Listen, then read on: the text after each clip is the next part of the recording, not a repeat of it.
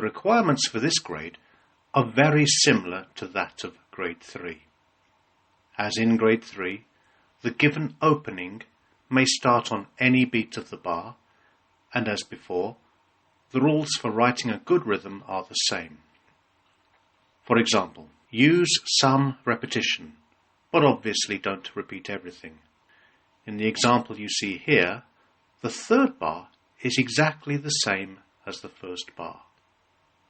Also, end on a fairly long note, no shorter than one beat. And again, in this example, you can see that the last note is a nice long semibreve.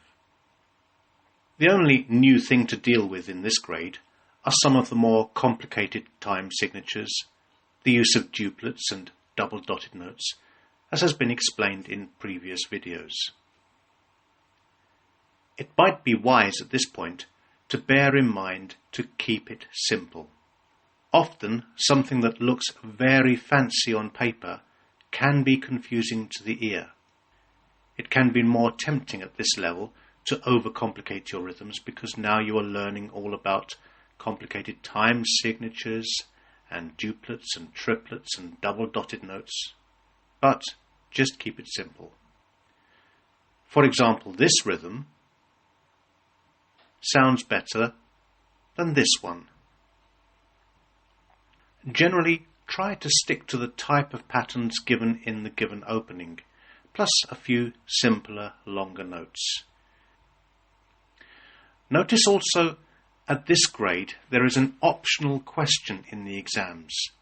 Instead of writing and answering rhythm, you can choose to set words to a rhythm. But this is probably more complicated, and in an examination it will always be optional. So here we are just going to cover writing and ending to a given opening rhythm. Now you can see four 4-bar rhythms. The upbeat and the first bar in each is the same. This is what you might be given as an opening in an examination. The following 3 bars in each rhythm are an example of what you could write as a possible ending. So, which of the 4 answers is the best? And explain why the other 3 are not so good.